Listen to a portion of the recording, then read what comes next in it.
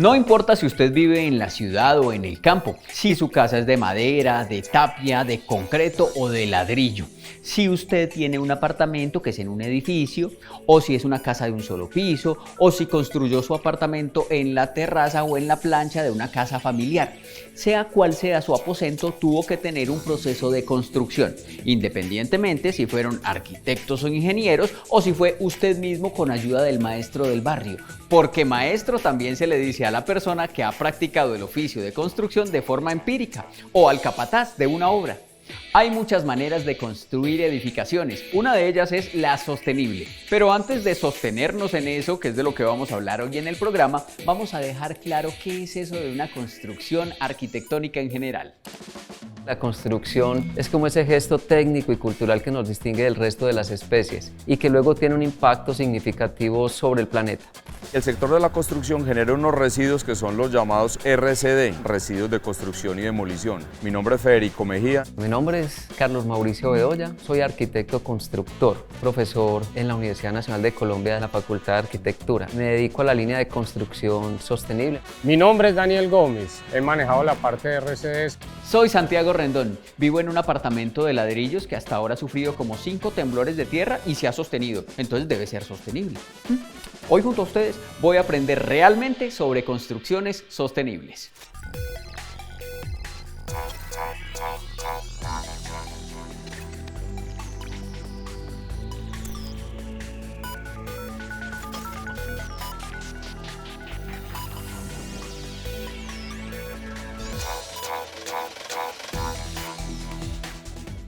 Ya sabemos que es una construcción. Ahora vamos con la segunda parte del concepto, sostenibilidad. Y se los voy a explicar con bananos.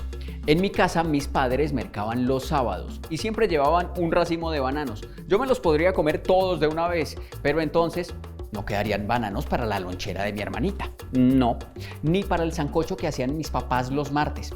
Llórela. Pero entonces, si al revés yo no me los como todos de una vez, sino que pienso en el futuro, pues ahí sí le puedo dar para la lonchera de mi hermanita, tome, y para el sancocho de mis papás, tome, y queda para mí. Cuando yo decido no comerme todos los bananos de una vez, estoy pensando en el futuro, es decir, estoy siendo sostenible. Aunque la sostenibilidad habla de recursos naturales, no de bananos. Si el banano se me acaba, puedo ir a la tienda y comprar más. Pero si se acaba el agua o los árboles, ¿qué queda para nuestro futuro? La sostenibilidad es utilizar los recursos naturales hoy, pero sin afectar los recursos naturales de las generaciones venideras. Ya sabemos qué es construcción y qué es sostenibilidad. Ahora, ¿qué son construcciones sostenibles? La construcción sostenible la definimos como aquella que se viste de lugar. ¿Acaso es esto vestirse de lugar? Como vestirse para la ocasión. Por ejemplo, aquí estoy vestido como para clima caliente. Banano, vaya banano. No, en otra pasadita, mono. Vestido para ambientes fríos. Y vestido para presentar este programa. ¿Por qué digo vestirse? Porque si analizamos, las edificaciones pasan a ser esa tercera piel. Está nuestra primera piel, está la segunda piel y esa tercera que nos da abrigo suelen ser las edificaciones. Por lo tanto, la construcción sostenible es inherente a cada territorio con sus condiciones. Una construcción sostenible puede darse desde los materiales que utiliza y los otros son pensando en el funcionamiento. En la forma como climatizamos, cómo nos iluminamos y cómo utilizamos el agua. O sea, es en el edificio para que este también adquiera la menor cantidad de recursos para utilizar, por ejemplo, temas de bioclimática. La construcción sostenible tendrá unas premisas diferentes en Santa Elena que en Barbosa. Por ejemplo, buscaremos que en Santa Elena la mayor parte del tiempo el sol nos entre a la casa, para que en la noche esos materiales, las paredes, el piso que absorbieron calor, lo empiecen a distribuir. Y cuando estemos, por ejemplo, en Barbosa o Santa Fe de Antioquia, buscaremos que la arquitectura nos propicie que el sol directo no entre, precisamente para que las paredes, los pisos no estén muy calientes, sino al contrario más bien frescos. Si en una parte llueve mucho, entonces mis techos, mis aleros con seguridad serán distintos a otra donde prácticamente no llueva. Entonces siempre dependerá en dónde estoy, qué premisas empleo y ya la sostenibilidad la podrás ver aplicada en los materiales. Intentando favorecer aquellos materiales que vienen incorporando material reciclado, que es lo que llamamos economía circular. En un modelo de economía lineal, Santiago recibe una caja, saca su contenido, desecha la caja y posteriormente desecha el contenido. Todo esto irá a parar al relleno sanitario. En un modelo de economía circular, Santiago recibe una caja, saca su contenido. Alguien más le da otro uso a la caja y cuando ya no necesita el artefacto, se lo da a alguien para que pueda usarlo de otra manera, evitando que estas cosas lleguen al relleno sanitario. En la economía lineal no hay reutilización de nada, todo se usa y se bota. En la economía circular se le da otro uso a las cosas o a sus componentes, evitando así la explotación de recursos naturales no renovables. En cuestiones de construcción, la que es de tipo lineal es cuando no se reutilizan los elementos, es decir, todos son nuevos, se extraen de una mina y estos insumos sirven para las construcciones. Cuando la construcción se termina, estos insumos van a parar a los botaderos o a las escombreras. Es más o menos así la definición de construcción tipo lineal, profe, ¿cierto? Yo diría poco reflexiva, en la medida en que hacemos extracción, construimos, generamos residuos, disponemos, utilizamos mucho material pétreo para nuestras edificaciones. Los materiales pétreos son aquellos que provienen de rocas o piedras. Mármol, granito, yeso, concreto u hormigón son algunos de los materiales pétreos más usados en construcción. Y tranquilamente hemos vivido miles de años haciendo ese modelo y la sostenibilidad lo que nos dice es hay otra forma de hacerlo. Pero hoy en día también tenemos muchos escombros que podemos rescatar, transformar y hacernos unos nuevos materiales que cumplen con todas las normas. El sector de la construcción genera unos residuos que son los llamados RCD, que por las siglas significan residuos de construcción y demolición. Son estos que en el mundo conocemos con el nombre de escombros. Digamos que para la preparación en concreto podemos utilizar lo que viene producto de materiales pétreos como son excavaciones de roca y demoliciones. Vamos a las obras, recibimos qué nos sirve de demolición, de excavación, llegan en volqueta, nosotros los recibimos aquí, hacemos una revisión de lo que trae para ver en qué acopio debe quedar. Entonces aquí recibimos todo lo que es pura demolición de concreto y nosotros poco a poco vamos haciendo la mezcla para poder llegar a la arena que se necesita. Y así como estos escombros se convertirán en la arena que menciona Daniel para una construcción sostenible, la tierra también es un elemento de construcción sostenible. No sé si usted ha estado alguna vez en una casa de tapia en tierra caliente. Se siente fresquito, ¿cierto? Y uno dice, ¿pero por qué si no hay aire acondicionado? Lo que pasa es que han sido construidas pensando en el clima del lugar en el que están ubicadas. Circula el aire y se hacen con materiales del entorno, como la tierra. Si usted no lo sabía, la tapia es tierra pisada, muy apretada y con eso se pueden construir paredes. Y si usted sí está familiarizado o familiarizada con el contexto de tapia, le voy a hacer una pregunta. ¿Dónde cree usted que es el lugar en el que está la edificación más grande hecha con tierra en el mundo? ¿En México, en Colombia o en Irán? Desentierren esa imaginación y conteste.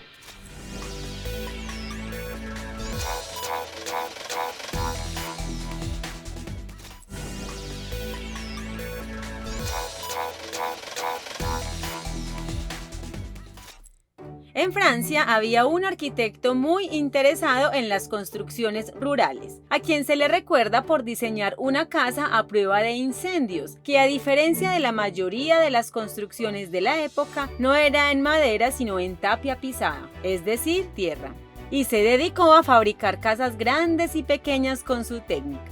Además de diseñar casas, le gustaba inventarse cosas. Una vez se inventó un aparato para secar legumbres, pero también creó un artefacto mecánico que facilitaba la producción de los ladrillos de tierra para la construcción de sus casas. Luego realizó una serie de publicaciones relacionadas con este tipo de construcción y fue el arquitecto de muchos edificios de tierra pisada en su natal Lyon. Se volvió popular y su técnica fue aceptada en muchos lugares de Francia, a excepción de la ciudad de Amiens, donde carpinteros, comerciantes de madera y piedra y otros artesanos lo denunciaron ante la policía, pues su técnica resultaba una amenaza para los negocios. François fue expulsado de la ciudad. Lo que tal vez no sabían los demandantes y el mismo arquitecto de la tapia pisada es que muchos siglos atrás se construyó en Irán la ciudadela de Bam, que combinaba técnicas de adobe y tapia. Y además de la elección de los materiales, muchas otras cosas se tuvieron en cuenta a la hora de fabricar esta ciudadela para que fuera verdaderamente sostenible, aunque entonces no se usara el término.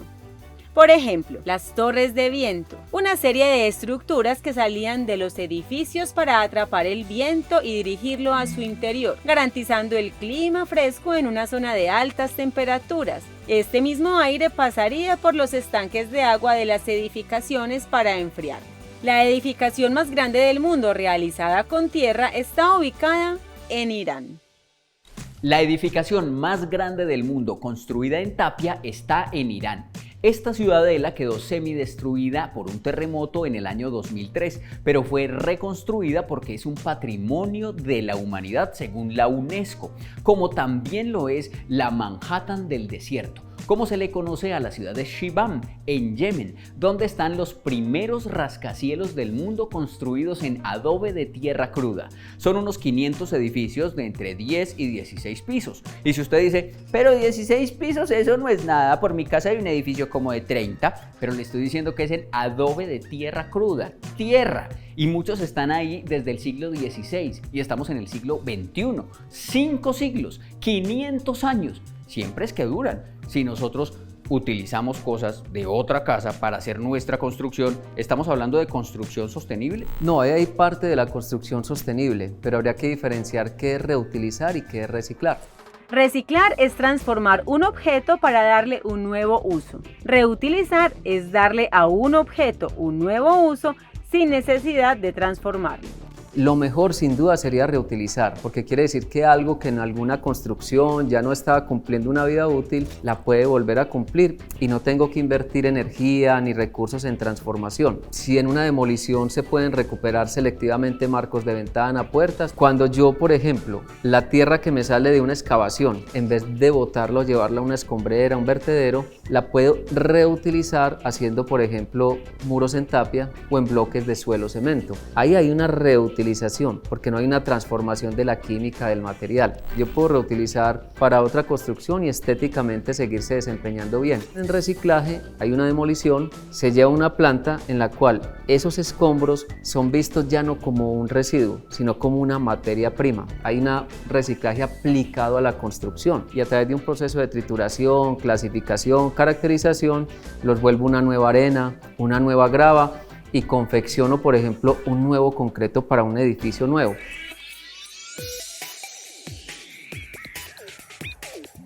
Con la retro y con las cargadores se hace una preselección. Aquí vemos vidrios, parte de cerámicos, vemos aisladores, concretos, tenemos plásticos de alta densidad y productos de la obra nos salen hierros. Y lo tenemos que extraer porque son tipos de elementos que no van presentes en los prefabricados y que en el proceso productivo pueden entrar a hacer daños en la maquinaria.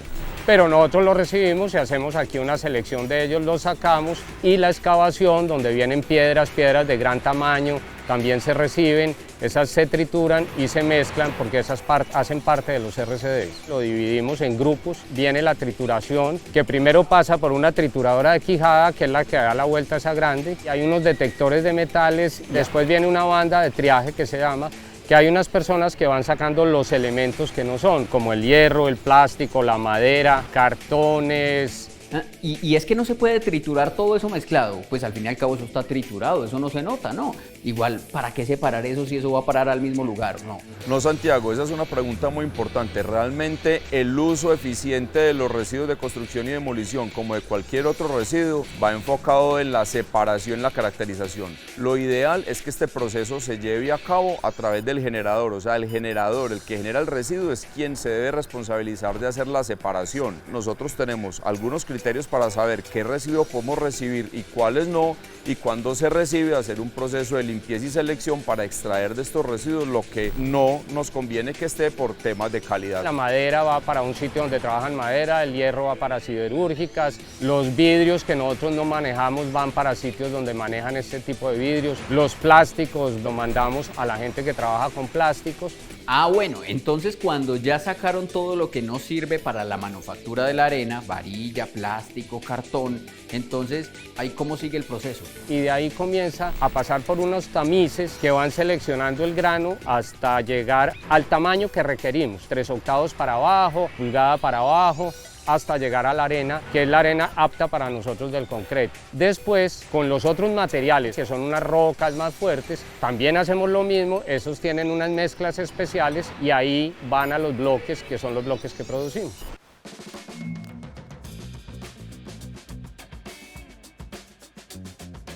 Después del agua, lo que más consume la humanidad es concreto. Hay economías de países que se miden, no toda, pero un porcentaje importante es cuántos metros cúbicos de concreto se confeccionaron y se vaciaron. Entonces, si la construcción no se lleva a cabo desde un punto de vista reflexivo o ambiental, imagínense entonces la degradación ambiental cuando ya demostramos que hay posibilidades de hacerlo de otra manera. Es tremendamente importante. Porque lo del calentamiento global es una realidad. El planeta se viene calentando fuertemente debido a la emisión de gases o emisiones de CO2 que todos los días generamos, y esto es un proceso que normalmente no tiene reversa. O sea, si no empezamos a tomar conciencia ya, realmente estamos buscando la destrucción del planeta a futuro. Ya sabemos que la construcción sostenible se puede entender de dos maneras, desde los usos o desde los materiales. En algunos casos puede ser tapia, en otros bloques de concreto hecho con material reciclado o reutilización de materiales. Pero además también hay otros insumos considerados sostenibles, como la madera, el corcho aglomerado, la piedra natural o el bambú. Pero, ¿cómo saber si una construcción es sostenible o no? ¿Ah? ¿Cómo será? Yo no me quedo con esa espinita. Ahorita le pregunto al profesor.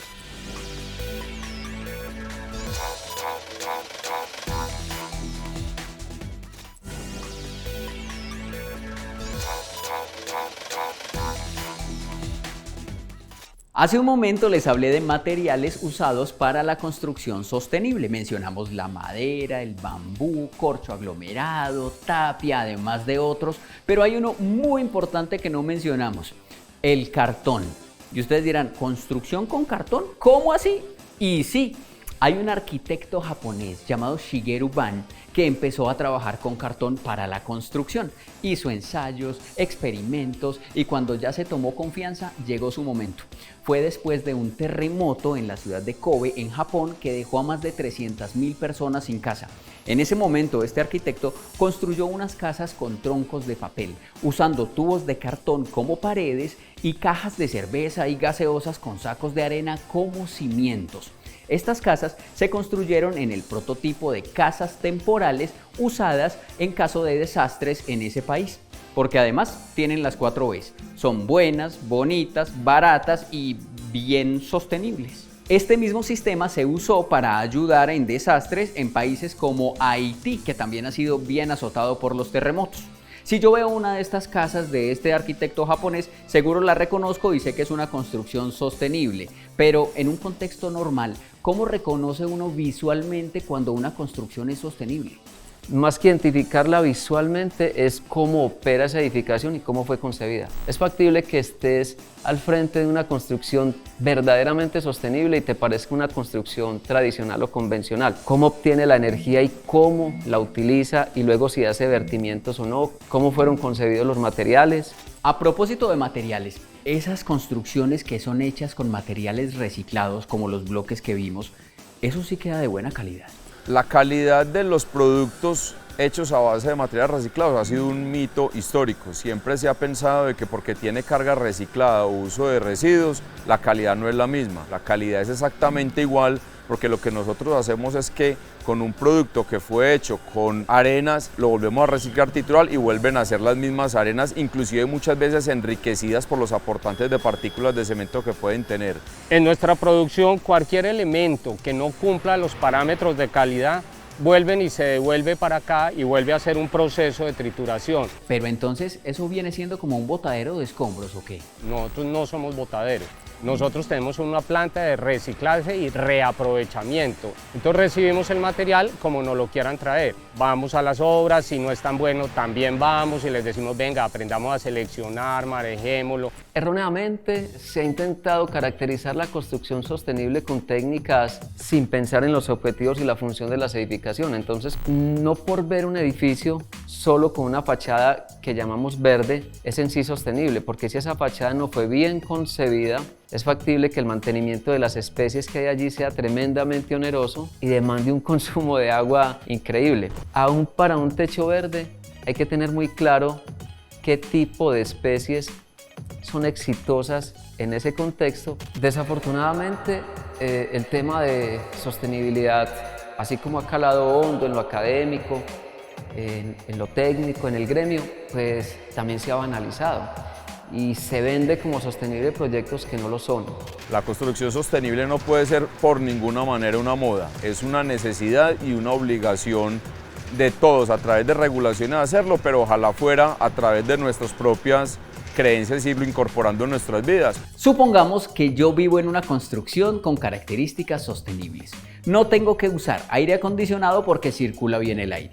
Tampoco necesito calefacción porque el sol entra durante el día o los materiales son acordes a las condiciones climáticas. Si además de eso tengo paneles de energía solar, si recolecto agua lluvia y tengo un buen sistema de compostaje para minimizar los desechos orgánicos, mejor dicho, casi que me ahorro todos los servicios y vivo confortable y feliz. Esos beneficios son para mí como usuario de mi construcción sostenible. Pero además de eso, ¿qué otros impactos genera este tipo de construcciones? Santiago, ese impacto que estás mencionando, muy individual, multipliquémoslo por cientos de miles de hogares o construcciones solo en el Valle de la Aburrá y por millones ya a nivel de país o de región. Entonces sería un impacto global muy interesante en la medida en que minimiza el consumo de recursos como agua, la generación de energía. Muy importante, se merma mucho la presión sobre los hábitats, sobre los territorios, la fauna y la flora.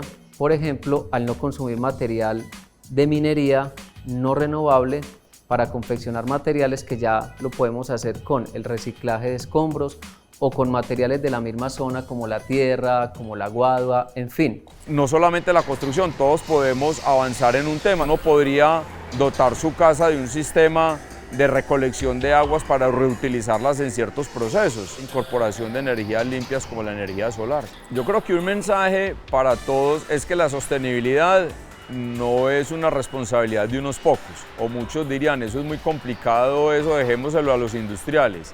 No, yo creo que en cada una de las personas tiene que haber una conciencia y una responsabilidad de sostenibilidad. Cómo la construcción sostenible en efecto aporta globalmente, porque es un ejercicio económico muy importante en la humanidad. Muchas de las economías, inclusive cuando hay que hacer una economía de choque, se basan en la construcción. Si lo hacemos mal, el impacto es tremendamente negativo. Si lo hacemos bien, entonces esa huella ambiental se disminuirá significativamente. En la Luna no hay construcciones, ni sostenibles, ni temibles, ni temibles. Lo que sí hay son cráteres. Y esos cráteres llevan nombres de personas que dejaron huella, no en la Luna, sino en la Tierra.